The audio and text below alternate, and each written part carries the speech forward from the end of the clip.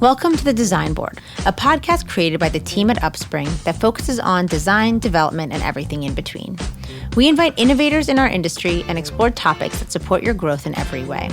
The Design Board is a proud member of Surround, a podcast network from Sandow Design Group featuring the architecture and design industry's premier shows. Check it out at surroundpodcast.com. I'm your host, Tiffany Rafii, CEO and co-founder of Upspring, and I'm joined by David Tracz and David Shove-Brown, founders of DC-based multi-disciplinary firm 3877. Today, we're going to chat about how they got started.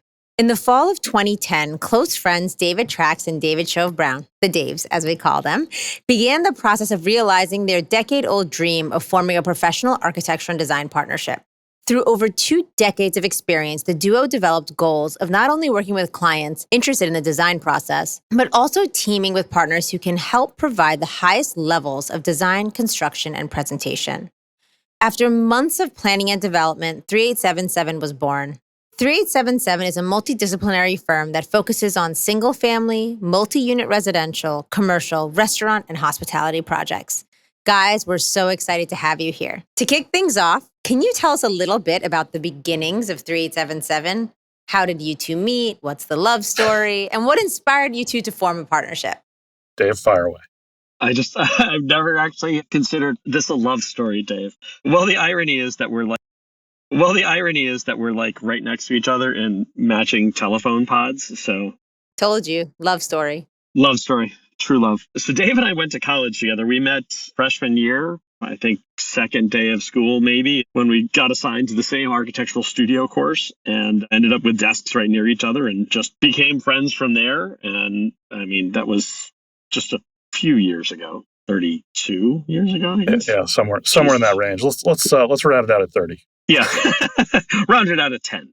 So yeah, we went to college together and then ultimately worked for a couple of the same firms together, lived near each other, best friends, that entire time. And as every architect designer does, you go through those moments when you're like, well, when I'm running the company, it's going to be this way, and we're going to do this, and we're going to do that. And, the more and more we chatted and talked about it, the more and more we found that we had similar interests and common ground and wanted to do things a certain way. And so it had been something we had been talking about and building up contacts and references and all of that. And ultimately, in 2011, we had a restaurant group that we were friends with that had come to us and said, hey, we want to work with you guys and we want to do some stuff. And we had, obviously partnered up in some side projects and things. And that really sort of snowballed and got us into moving forward and immediately creating the partnership and putting the firm together and getting tax documents and LLC documents and all that other stuff together and kicked it off like that. Yeah. I think all the pieces kind of aligned at that point. Like we knew we had the opportunity to do some work. We had a good starter project that was a substantial project, and it sort of allowed us the flexibility and freedom to do something. And that was it. The ball started rolling downhill real fast after that. Yeah, we started working in my kitchen at the time. And so it was Dave and I at the kitchen table, my wife down in the basement office, our infant daughter, her nanny, and 2 dogs all in the same house. So it was an adventure. Yeah.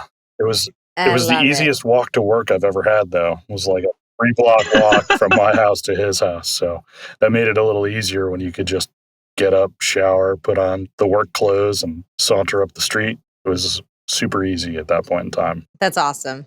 Do you remember the exact moment you guys were like, we're going to do this? I remember the day we signed the LLC documents in his house in Cape Charles. I think that was kind of like, there was a lot of banter back and forth about like, what's the name going to be? What are we going to do about this? What are we going to do about that? And I think a lot of key elements were like that it wasn't going to be our last names, that there were some key pieces we needed to work through. And then that was really kind of a fun brainstorming exercise. And then it was like, all right, we're full bore. We've got to do this now. And we've got all the pieces in place. There's nothing holding us back anymore. The name's a hard one. Sarah and I walked around with a thesaurus for like 2 weeks, like this big, looking up synonyms for words we liked. It was that intense. There was a lot of conversation about like other action words, accelerated architecture, like all sorts of like what can we do with these pieces and how can we put these things together? So I think in the end, it's always good when you get an email that's like, I think this is it. And then you're like, yeah, I think it is it. I think that happened with the logo too. Once we revised the logo, it was like the same thing. It was like, what do you think about this? Oh, yeah. How did you land on the name?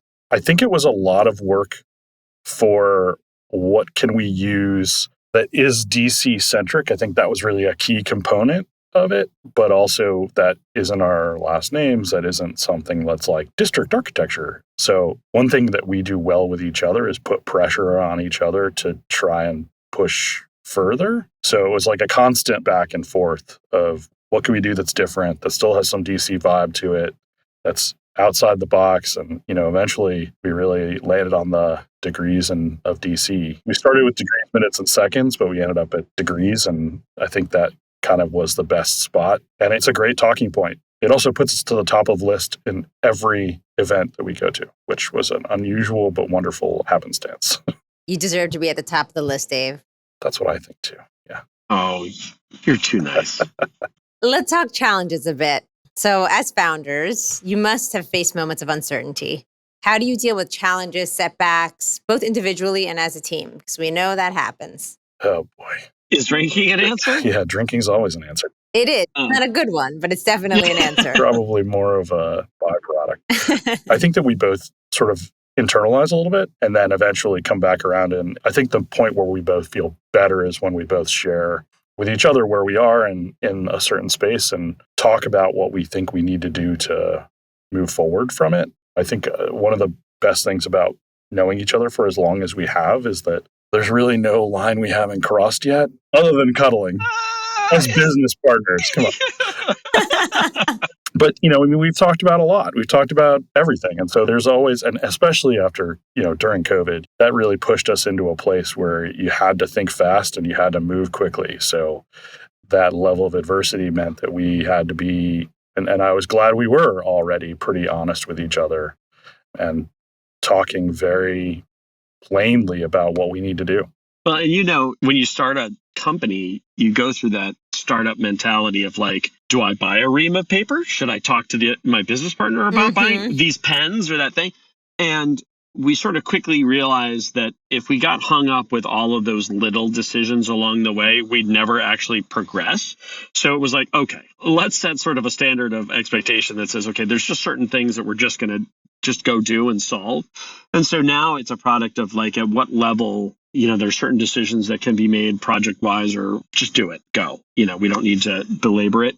And then certainly, bigger decisions or bigger challenges, like Dave said, we internalize it, but it's sometimes a product of like, okay, let me break down what's going on so that I can sort of try to figure out the issues. And then, Dave and I have a weekly standing meeting, but we talk daily if we're not in the office and all the time and weekends and things. And so we then cover some of those things of like, hey, here's where we are. What do you think? What's the best plan of attack? And I have always said that there is no way that I would be able to do this without a business partner, just because of that pushing each other to do better, but also that ability to go, I just need a sounding board. Mm-hmm. Like, help me solve this. And a lot of times it's you become so tunnel vision with an issue and a solution that all it takes is like that one person that moves you and you look at it from the side and you're like, oh, damn it, I should have thought of that. And it just takes that sometimes. Yeah. And it's the team piece, right? We have the sounding board is one thing, but we both come with a different perspective. In some cases, one of us is more risk averse than the other. And in other cases, the other one's more risk averse than the other. It depends on the issue. And it allows you to think about it beyond what you would normally do. You come with a list of parameters, and those parameters might change during the conversation because we think about it in very different ways. Well, and tying in the COVID factor, we had a lot of conversations early in COVID where, not to say we needed to remind each other, but remind each other that sometimes you just have to make decisions for the sake of the firm. And they may be difficult decisions. They may not be decisions that you love to make, but for the success of the firm, sometimes you just need to do that. And so when you set that as your common goal and you say, okay, this conversation is happening not as two friends, and not as, two people that have known, like, we're just trying to solve it for the firm. Like, is this the right client? Is this the right way that we want to proceed? And that helps sort of set some framework around it. Yeah. Yeah. I mean, I've always admired your partnership. It's just so apparent that there's this deep-rooted trust. And I think that's really what you all are both talking about. I think it's always been very apparent to me that you don't get stuck on the little things because everybody's operating in the best interest of the collective, and we're going to screw up along the way, right? But as long as everyone's operating in the best interests of the collective, there's nothing to be upset about. We're all sort of putting our best foot forward, and you sort of learn to feel out what you need that sounding board for. And once you've used it once for something, you know where that person potentially would stand, and you can start kind of executing on those decisions on your own from there forward. So it just kind of gets smarter over time. Yeah, you get more in tune, I think, is really it's like an orchestra, right? An orchestra of two. And that's actually something we say a lot, even when we're interviewing new employees, that 9 times out of 10, maybe even 10 out of 10, if somebody asks Dave a question and they come and ask me the question, they get the same answer. It's a reason we're called mom and dad. It's a very infrequent time when there's a different answer that's given. They're either exactly the same or very similar. I can definitely believe that. So let's talk a little bit about your design philosophy. What inspires that design philosophy? How do you all approach your projects? Can you share some insight into your process of asking questions and listening to clients, and how you prioritize partnerships and teamwork, obviously beyond the two of you and into the team at large? I think our biggest process is really listening, digesting, and then using our experience to bring that project forward in the best way possible. I think one of the key things that we like to say is we really don't have a style. Every project is unique to that client, and we don't ever want to have that. Have our style be the impact. It needs to be the project's, what it needs to be, what it wants to be.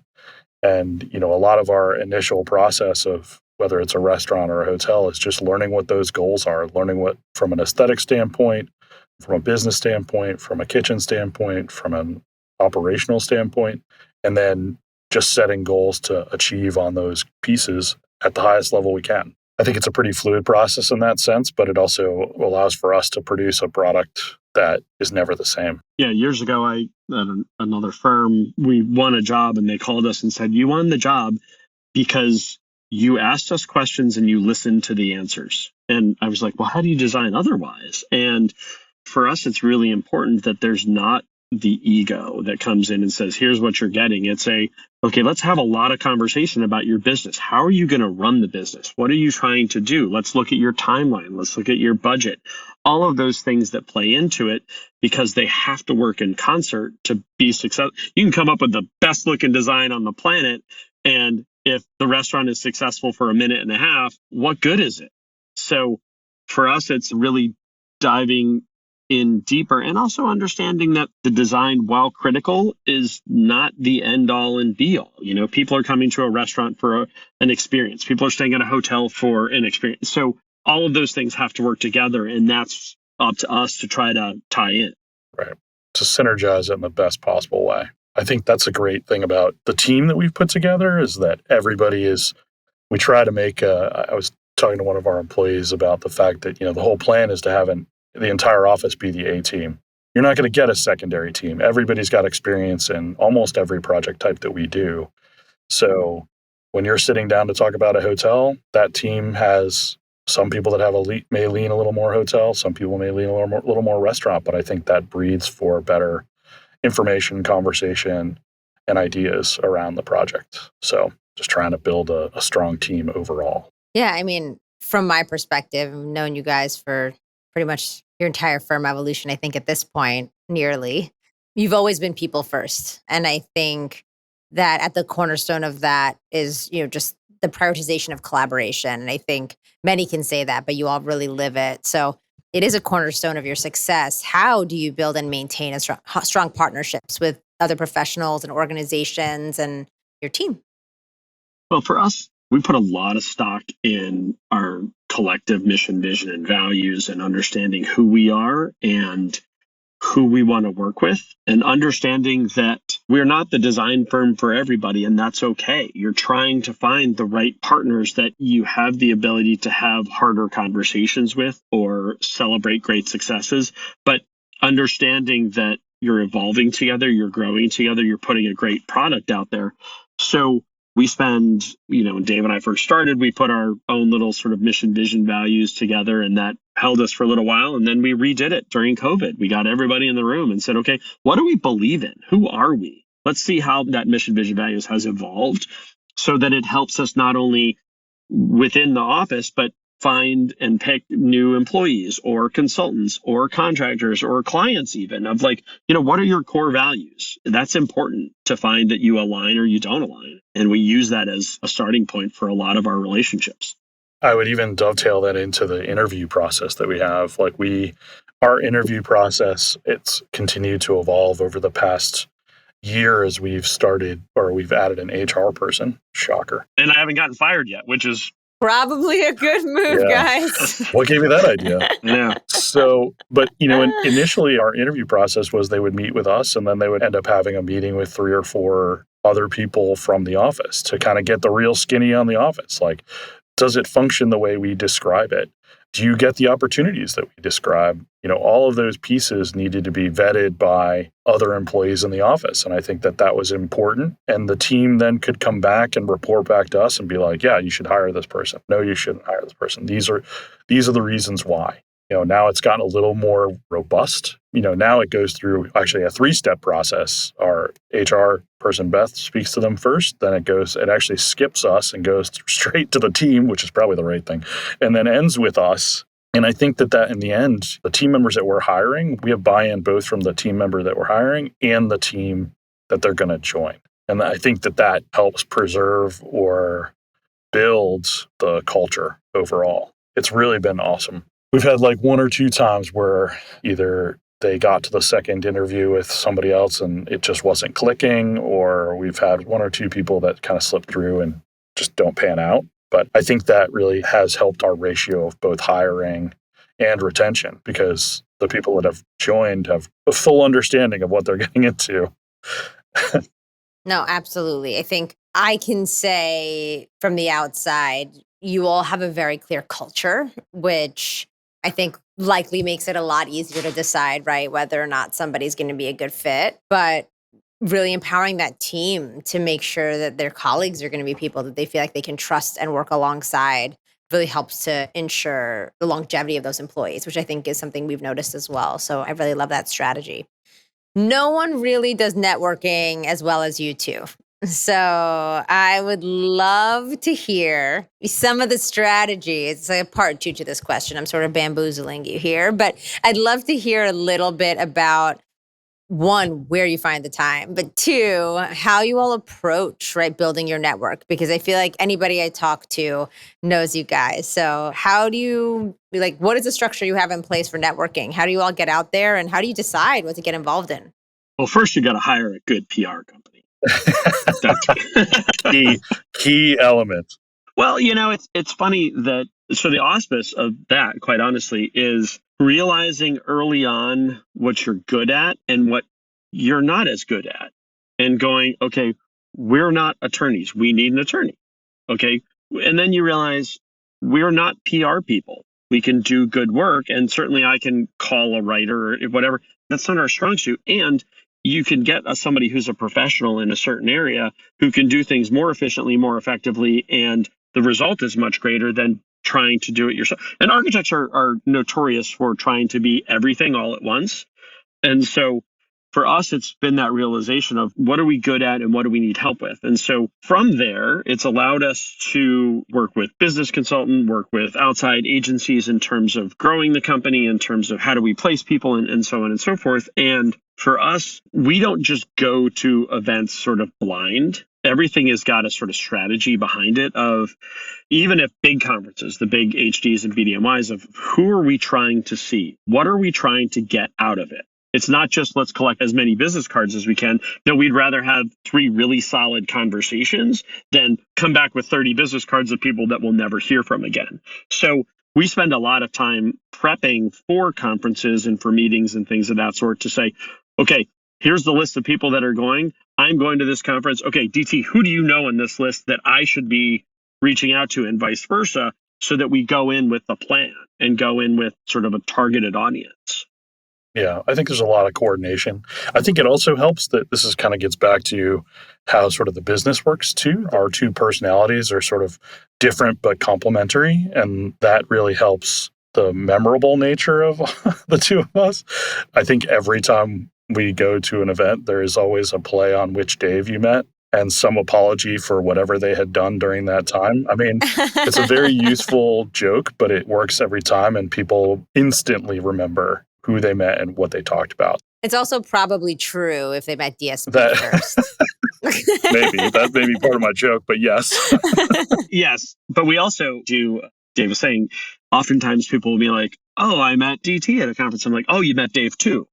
And you start sort of like this game of Dave 1 and Dave 2 back and forth and back and forth. Oh, yeah.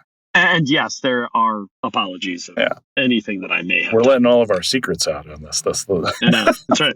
It also helps when you're doing good work and you can talk intelligently about the work that's being done and being able to know the product inside and out, know what we're doing when you're at a conference or an event, being able to talk about what it is we do and how it impacts whoever it is we're talking to. I think that also, we pay a lot of attention to our clients.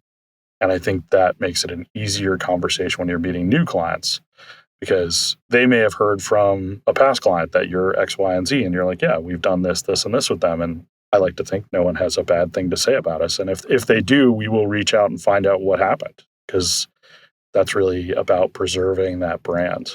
So you've been doing this for a while now, right? How do you keep your creativity fresh and innovative?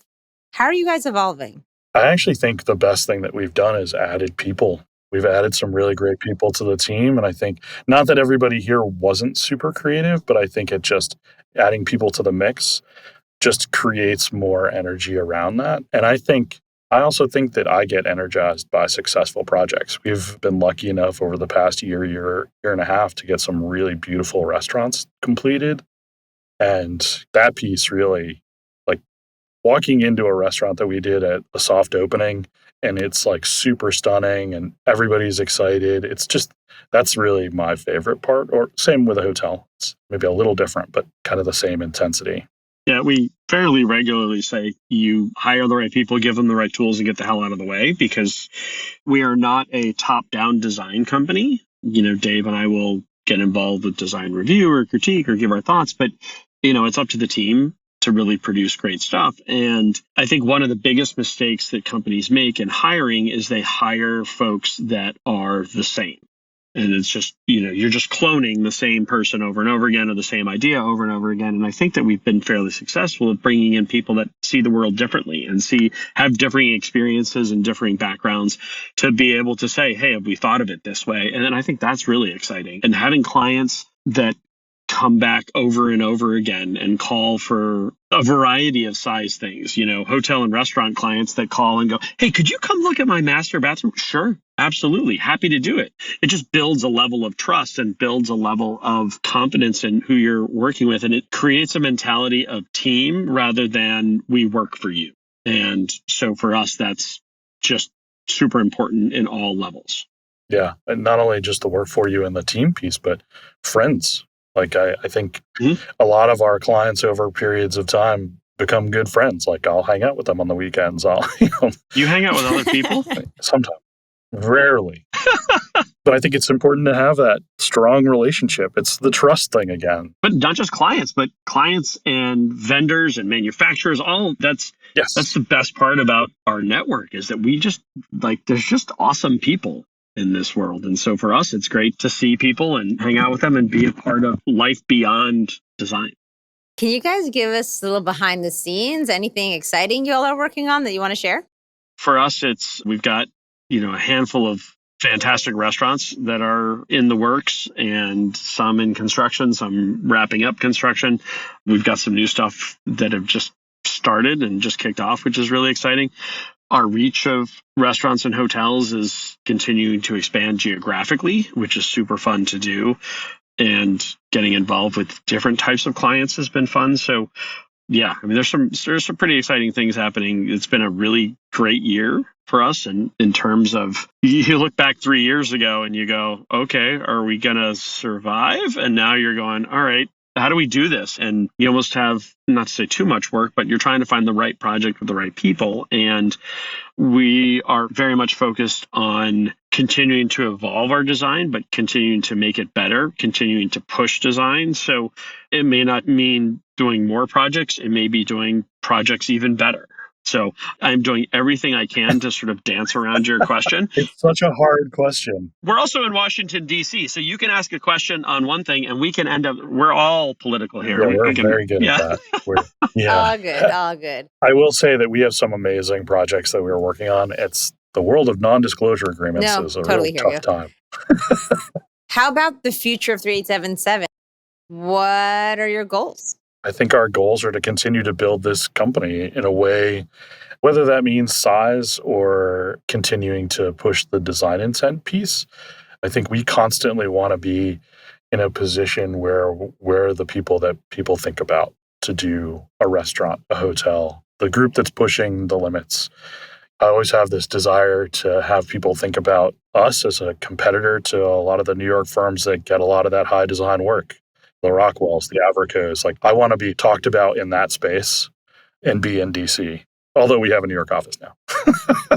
But it's about pursuing the excellence is really what it's about doing. So, yeah, we've had in some cases, it doesn't seem like it, but it's been a very controlled growth in terms of we're not just hiring a bunch of people because we need bodies, like let's get them in here and do work. We want to have, again, going back to the interview process, everybody goes through the same thing because we want to have the right people that are part of the team. And if that means we have to tell a client like, hey, we can't start your project for 2 months, or is that okay? That's what we have to do. So it's a continued growth through control and through thoughtful processes to continue to push quality design, but to continue to push productivity, profitability, all of those things that play into it. That being said, if anybody wants to roll up here with like 50 million in cash, yeah, call us. we do have a number. And it's not meant to, when we started this, we never had this vision of, okay, we're going to start a firm, we're going to get it successful, we're going to sell it, we're going to move to some island in the middle. No, I enjoy being with our team. I enjoy developing a culture. As you start to look at the future and go, okay, who are the next level of leaders that are going to, quite frankly, take over our jobs and continue to push this firm into new space? You enjoy the builds. I love it. Yeah, and that's really the future. So we always like to wrap these with advice for aspiring designers and architects who might be looking to either start their own firm or own a firm, and they're looking to you all for advice on world domination. What would you tell them? Learn a lot about finance. Start to understand what running a business is like. If there's been an eye-opening experience, it's that piece of the puzzle. What taxes look like, how soon you got to pay them. All of those pieces are such pivotal components of running this that I wish there was an architecture class that had to do with running a business when we were in school, because I think that would have made a huge difference in where we started. And I also think that having a group of people around you, understanding that not everybody likes to keep this to themselves and that there are other people, firm owners that you can talk to that are having the same issues that you are, that are probably more isolated than you think. Not everybody is doing a fantastic job, though they may look like it on the outside. Sometimes it may be good to reach out to somebody that's maybe seen as a competitor, because that might help you understand what business is like. Yeah, I think tying into that, get good mentors that you can pick up the phone and call and say, how do you deal with this? Getting professionals in other arenas that can help you progress your firm and what you're doing. And for me, it's psychology, sociology, anthropology, all of those things that are about the human condition, that are not only how do you deal with the things within your team, but how do you deal with things outside? How do you ask those questions and understand the answers and have the ability to sort of break down the answers and truly understand what people are saying, or know how to ask the next question and dig a little bit deeper into response? I think that all plays into it. 1,000,000,000% on the business and finance thing. It's just, architects are notorious at being terrible business owners. And so being able to do that, but also understand where you are, but where you want to go and how do you want to get there and when do you want to get there? All of that is important. And then, quite frankly, you're not going to get work by just answering cold RFPs and ads on Craigslist or Facebook or something. It's going to be relationship. Our whole industry is relationship based. And so you have to be able, you cannot be the proverbial one-trick pony at events and at random locations. You have to be able to talk about things beyond design. and beyond the weather and beyond politics. You have to be able to actually have conversation with people about what's happening in their world, in your world, understanding that this is a marathon, not a sprint, in that we have clients that we are just starting to work with after 10 years of building the relationship. And that only comes from being able to have long-term conversation and not just a, hey, great to meet you. What can I do for you? How can I sell you my services? That's not going to get you work. You got to look long-term. Might get you one, but it's not going to get a lot. Yep. I love it. Thank you, guys. Appreciate your time. Appreciate your advice. Really excited to celebrate you. I mean, we watch you go from 2 to, how many are you now? 40. Yeah. We watched the ride from 2 to 40, and you guys really, I'm sure you tripped on wires along the way, but you really seem easy. So congratulations. Well, and I have to tell this anecdote of, because we basically have grown up with you. We've sort of worked in parallel. You guys started a little before us. And so we both have been along for each other's ride. And I remember Dave coming back from some conference, like, I met this amazing PR group. And I was like, we are not Jay-Z. Why do we need a PR group? And he's like, just talk to these people. And I remember exactly where I was and having the conversation. And I think that was a moment for me that clicked, that I was like, yeah, this is not our space. Like, we need to get people to help us along the way. And quite frankly, having your team as a part, like, you might as well have an office here in our space just because you're a part of our team. And that it goes back to, again, how we imagine our partners and how, quite frankly, you imagine us as partners. And that's the way that this works amazingly well. Yeah.